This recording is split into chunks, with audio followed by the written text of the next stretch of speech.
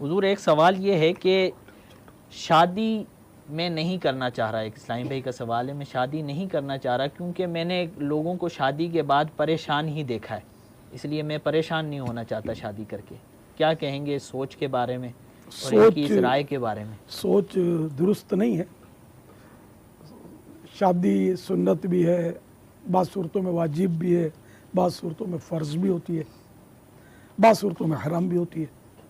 तो अब यह कि कौन सी कैटेगरी में आप आ रहे हैं देख लें, वरना ये कि मुतलक़न तो वैसे सुन्नत तो है, शादी करनी चाहिए कि प्यारे आका सल्लल्लाहु अलैहि वसल्लम की उम्मत में इजाफ़ा होगा।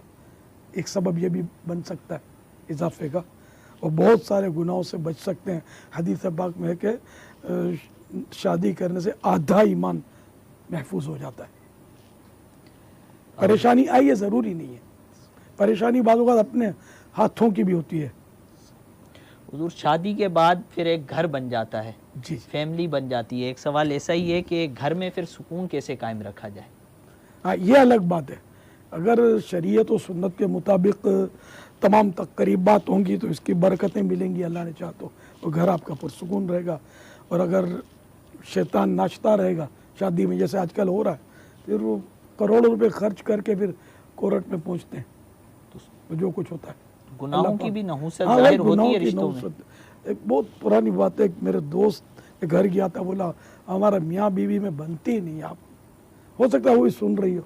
तो मैंने कहा यार, आप लोग शादियाँ करते हो, खूब ढोल बजाते हो, खूब मतलब यानी कि गाने बाजे फंक्शन उल्टे सीधे। अल्लाह पाक की रहमत के नुज़ूल के लिए कि अल्लाह पाक की रहमत भी हो, उसके लिए कोई अब रास्ता खुला छोड़ते ही नहीं है। तो अब फिर ये क्या होगा? गुनाहों की नहुसत